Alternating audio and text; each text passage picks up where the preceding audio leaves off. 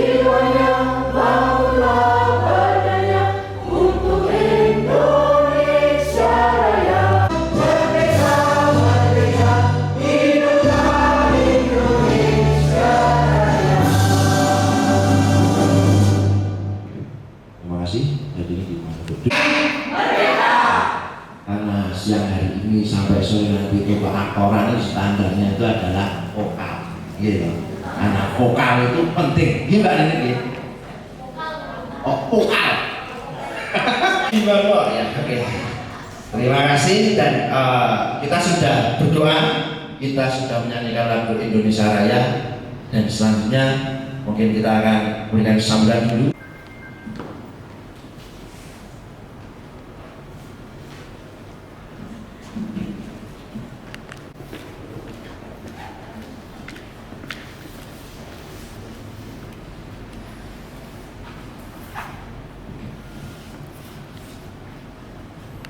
Terpenuhi dan hari ini hari yang sangat ditunggu, hadir para narasumber dan kita akan mendapatkan ilmu keaktoran, beberapa workshop yang kita tunggu juga setelah keaktoran ini.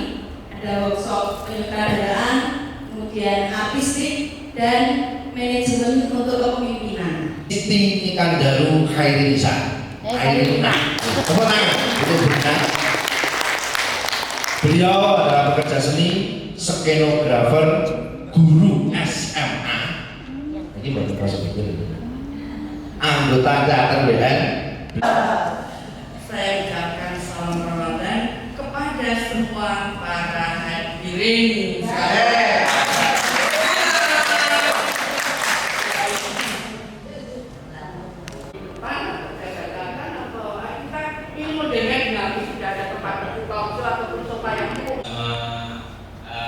Kawan-kawan semuanya, kawan-kawan teater, ada dari komunitas juga beberapa, ada dari mahasiswa sini juga Pak Fajar yang saya kemarin sore langsung merubah materi saja yang sekiranya tidak perlu banyak mengeluarkan tenaga biar nanti kelihatannya di sesi kedua aja. Pak Fajar juga ada Mas Jamal. Jadi siang ini kita ngobrol-ngobrol aja. Mudah-mudahan ya PowerPoint, tapi saya sudah menyiapkan materi yang nanti mungkin juga akan dibagikan.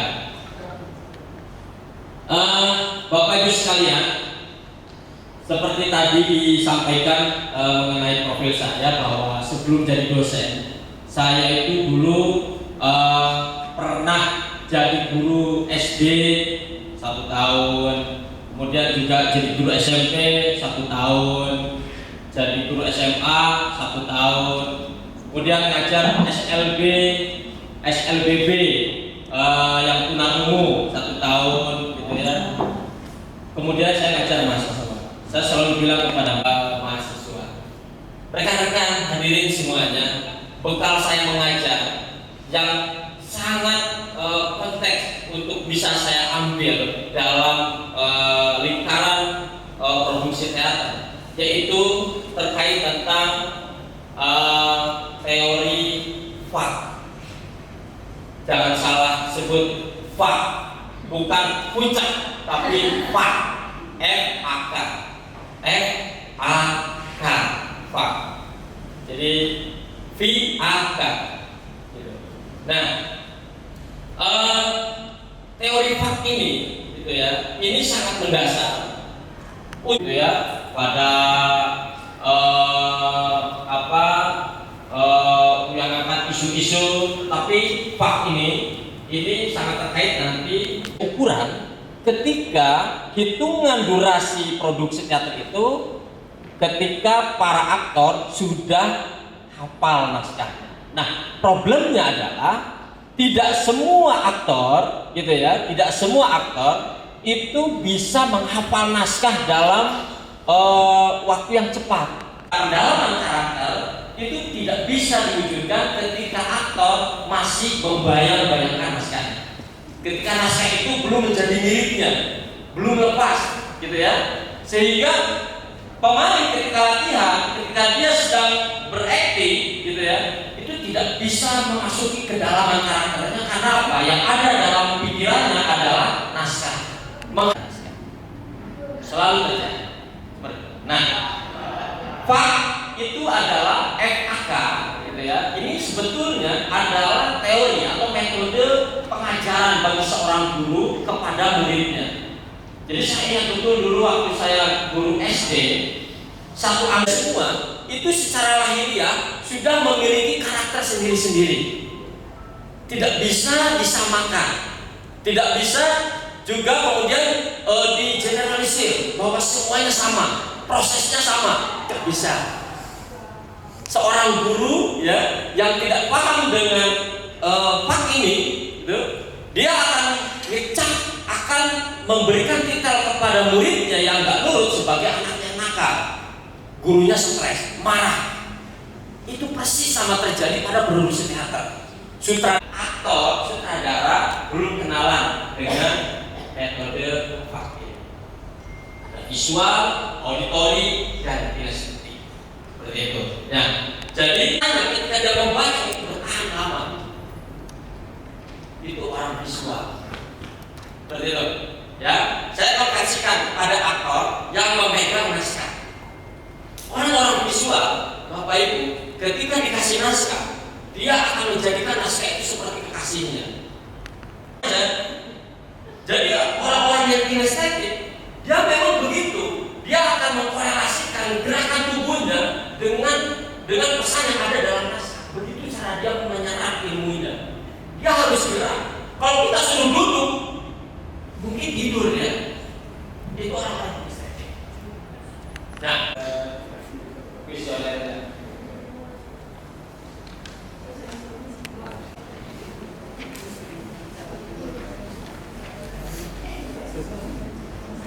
Di wilayah apa, atau kita punya kecenderungan dalam menyerap ilmu masuk dalam kategori yang apa? Visual kah, auditori kah, atau mengefektifkan proses latihannya? Nah, jadi ini Mas, kalau saya kan usianya 65 tahun, sehingga hal-hal yang sifatnya baru itu agak susah terekod gitu ya. Kemudian yang kedua, hal-hal yang bukan bidang saya itu juga susah terekod gitu ya. Menjadi pekerjaan juga PR bagi sutradara, ngajarin orang yang udah tua kemudian baru mulai lagi gitu. Terima kasih. Ya.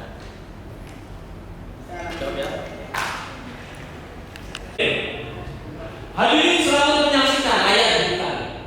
Di sini ada 200 penonton. Gitu ya. Seorang sutradara jangan langsung fokus pada pertunjukan, karena belum tentu 200 orang yang duduk di sini siap mengikuti pertunjukan itu. Sepakat ya?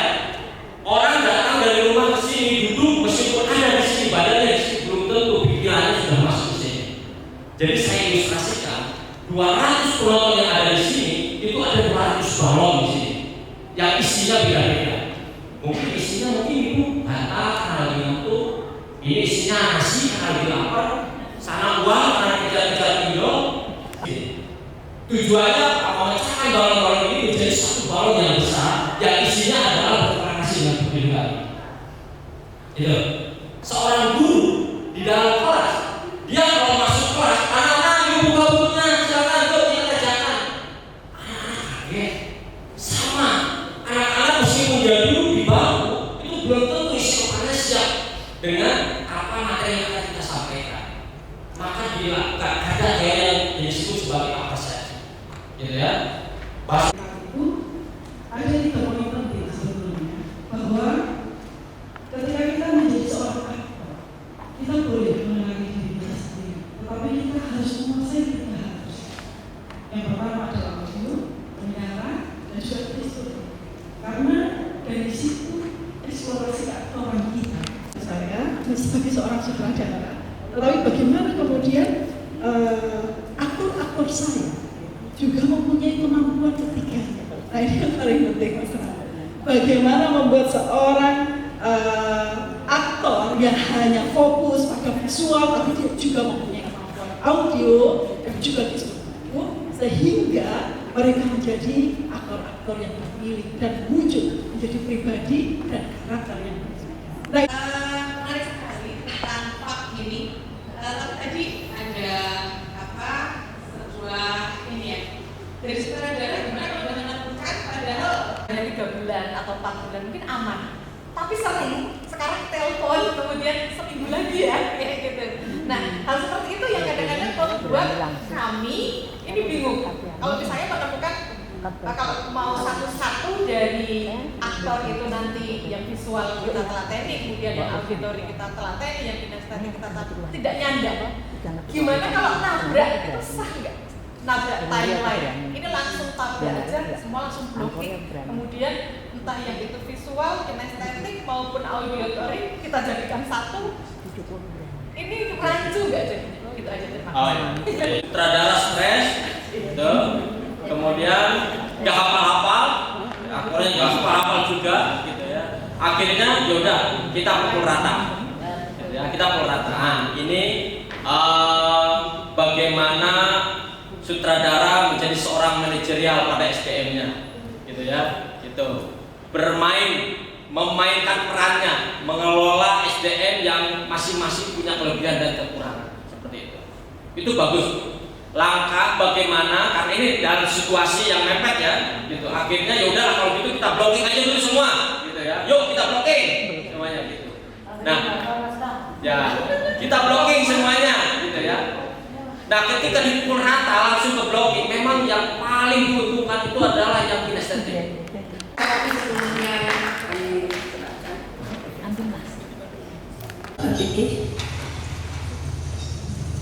ngecek dulu kalau sama Pak Kertas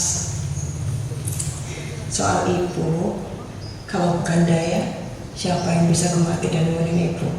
Sekolahmu, pentas tarimu, apa yang tertinggal batal.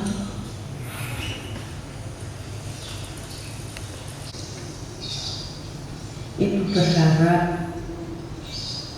kamu bisa menjadi wanita yang kuat, menjadi wanita. Suri sudut-sudut kota Jogja, gimana kamu mungkin ada di sana? Terima kasih sebelumnya ya, di sini mohon izin ya Pak Ratno, kemudian ada Mas Fajar Suharno, Mas Jamaluddin Latif juga sudah hadir bersama kita di siang hari ini. Oke, boleh langsung. Oke, sudah. Oke, tadi mungkin sudah diperkenalkan oleh Ibu moderator kita, Ibu Rina, di film dibandingkan dengan teater.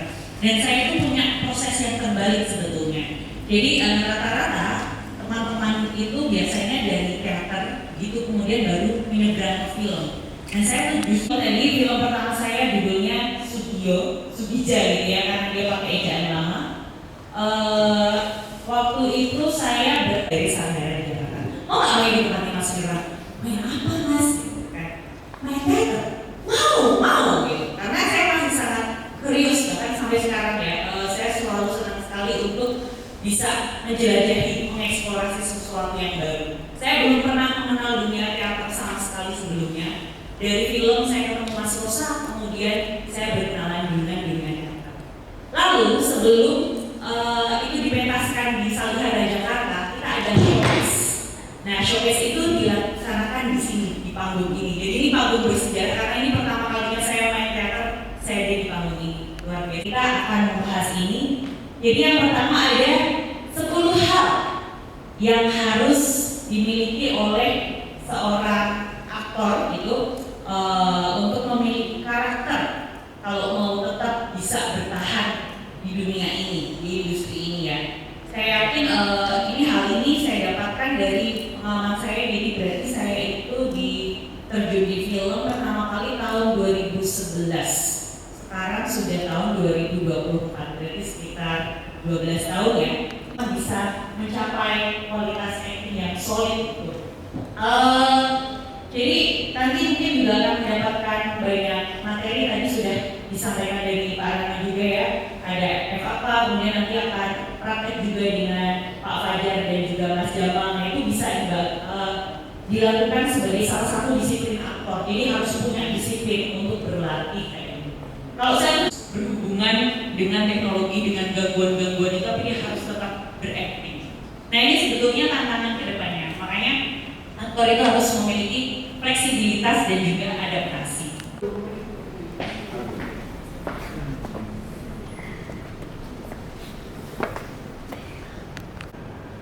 Mengotori altar para dewa.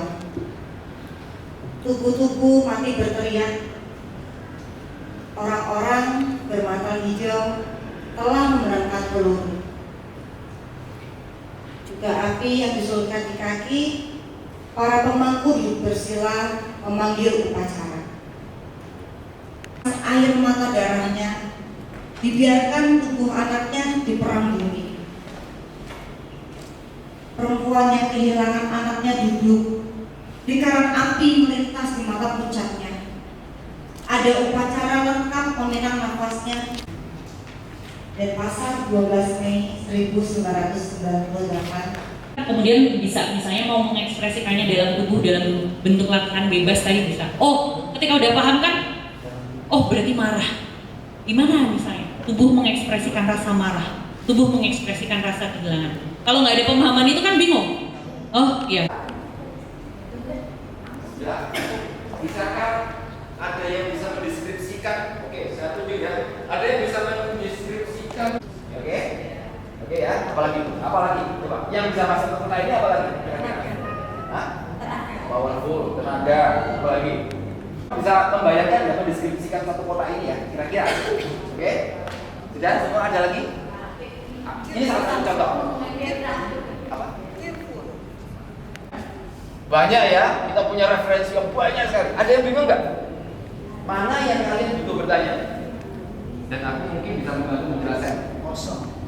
Kosong. Oke. Di dalam Sanskrit ini, rasa ini belum pernah ada manusia yang bisa menemukan di sini.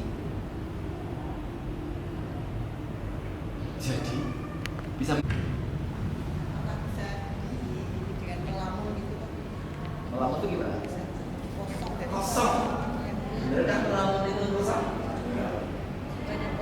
Malah banyak mungkin ya. Jadi Sanskrit itu kan juga tentang seni pertunjukan lampau India zaman dulu. Itu rasa-rasa juga.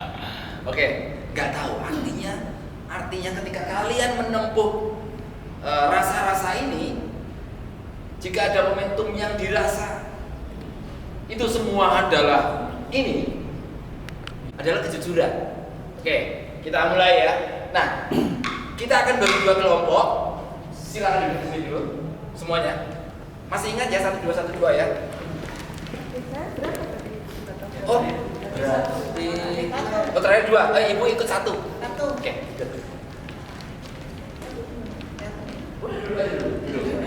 Ya. Oke, saya fokus di sini sebagai pemain. Yang kedua, penonton juga fokus bagaimana mempelajari cara bermainnya teman-teman yang sedang tampil. Oke. Jadi anggap ini kayak panggungnya. Ini space-nya, ini ruangnya nih. Ketika ini kertas-kertas ini kita lepaskan, tidak ada, kan kosong. Ruang kosong kan? Tapi ketika kita tahu bahwa di sini ada di sini ada ekspresi. Nah, kalian kemudian ketika kalian masuk ke dalam satu ekspresi itu, kalian disebut sebagai peristiwa teater. Nah, tapi ruang itu juga diciptakan gitu. Dimanapun kita berdiri, peristiwa teater itu juga perlu dihadirkan dengan keruangan itu juga. Paham ya? Oke. Aturan yang pertama itu tadi fokus.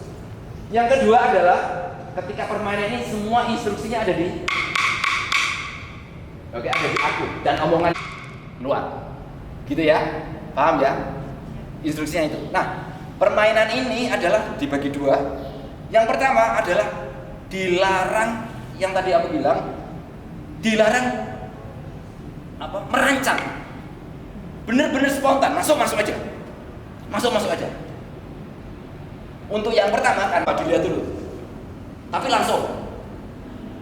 Enggak boleh. Iya. Enggak. Spontan. Tuntutannya ya. Oke ya. Makanya jangan merancang dulu. Aku di sini mau ngapain ya? Enggak. ikuti aturannya aja, ikuti perintahnya. Oke ya. Sekarang kelompok 1 siap-siap berdiri dulu. Boleh di sini. Satu. Iya. Yang satu.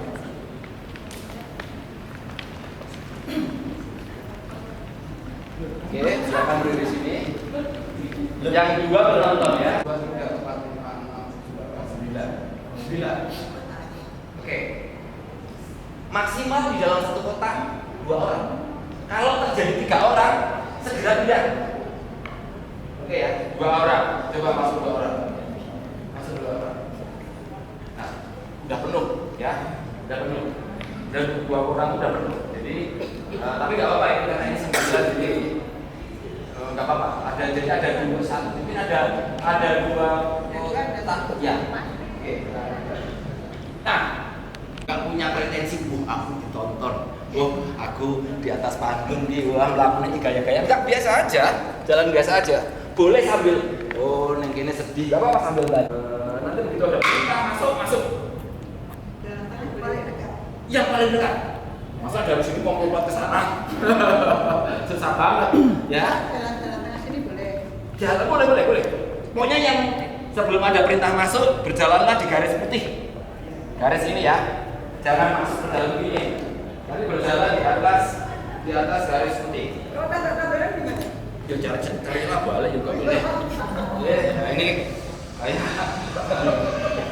uji nyali, oke? Ya, paham ya. Nah, terus yang kedua, begitu masuk, ini tahap pertama adalah pose. Ingat pose? Pose artinya apa? Diam dan mematung, membuat bentuk. Oke? Teman-teman pasti sudah pernah latihan lah, misalnya bentuk ya. Misalnya apa? Oh, sedih. Misalnya gitu. Sedih apa?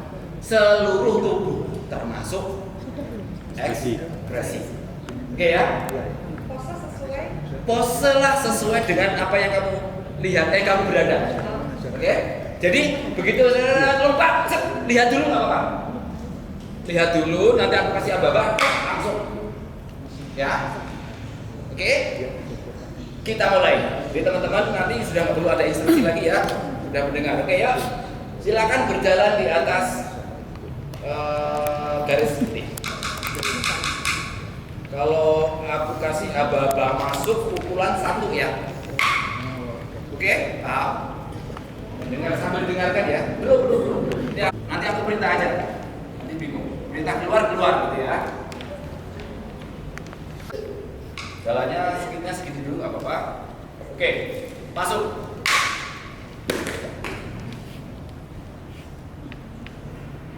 Freeze, mematung, bikin patung. Coba hayati, kamu berada di kota yang apa? Coba kamu panggil rasa itu. Mungkin ingatan-ingatan tentang suasana, peristiwa, silakan yang pernah kalian alami, yang sama dengan yang ada di kota itu. Kalau kamu sedih, pernah punya situasi sedih, silakan dipanggil, ditarik ekspresinya untuk merasakan rasa yang ada di yang kalian injak. Dirasakan. Sedihku dulu waktu itu kenapa ya? Cintaku waktu itu kenapa ya? Dulu waktu itu kenapa ya? Kenapa aku bisa sampai tertawa, kenapa ya? Itu dipanggil, dirasakan benar-benar saat ini loh. Saat ini. Pose yang lain?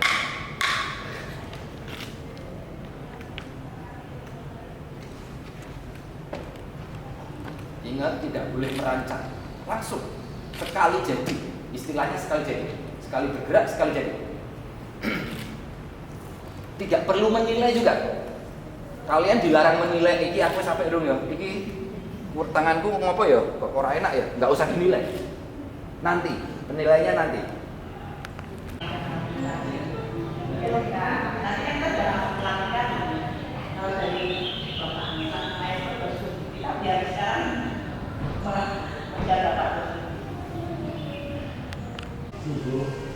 Ibu siap antara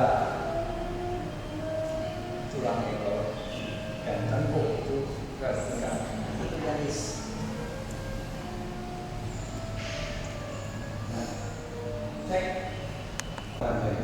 Jadi saran aja semacam saran itu. Dia tadi katakan ambil saat hanya pilih kawan segera ditolak.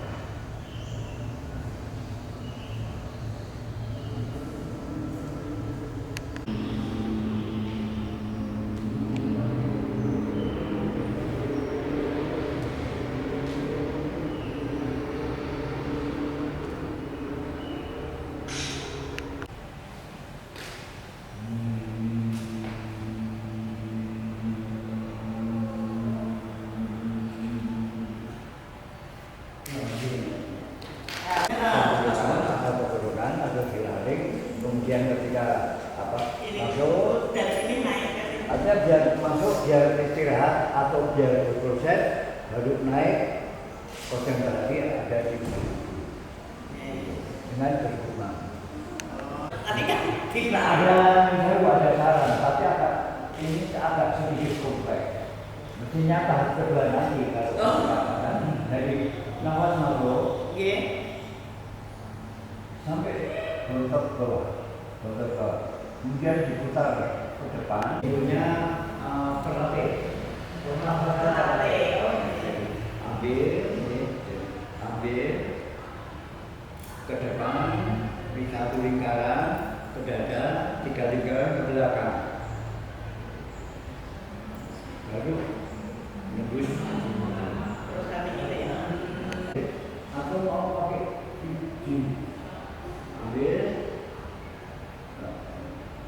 yang kurang-kurang itu juga setelahnya ya ambil sampai simpan di perut bawah 1,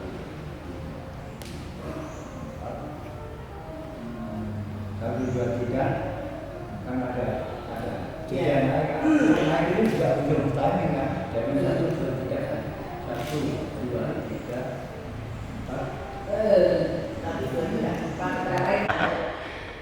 Aku mengeluarkan, menarik sendawa itu makin aktif. Aku mau berlari dulu. Langsung di apa di kubur-kubur. Langsung atas dulu harus sampai habis. Sampai habis baru. Macam kalau ditelinga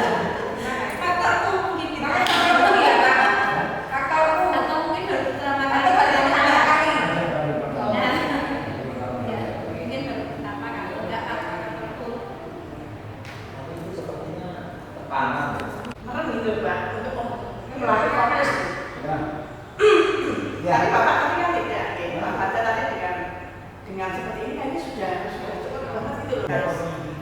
apakah harus Karena kalau kita di sholat itu kan kita nggak boleh merem justru ya. Jadi tapi kalau yang tadi kalau saya mesti pakai merem dulu untuk saya sampai tidak perlu menghayat itu ya penting benar saya bisa biarkan benar-benar saya harus. Iya. Modal itu kita pakai nggak apa-apa. Iya, karena ini untuk yang masih ngawali itu karena itu konsen atau untuk fokus nanti bisa diperhatikan. Mungkin begitu ya. Kenapa harus potong ini hubungannya tadi sama tawaran Mas Fajar. Jadi Mas Fajar itu pengennya kalau bisa pelatihan ini berlanjut nanti di sanggar masing-masing. Nah kalau untuk teater sani kan sanggarnya di Kobrakan, di pendoponya Mbak Seni ini, jadi kita harapkan Mas Fajar itu benar-benar sampai ke Kobrakan gitu.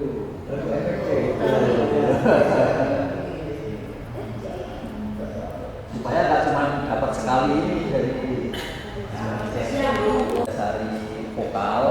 Nah, kemudian tahapannya itu bagaimana ini nanti? Tadi kan yang sudah kita coba untuk pasti tentu pencapaian kita kalau nanti sudah melakukan yang rutin paling tidak 23 kali gitu ya.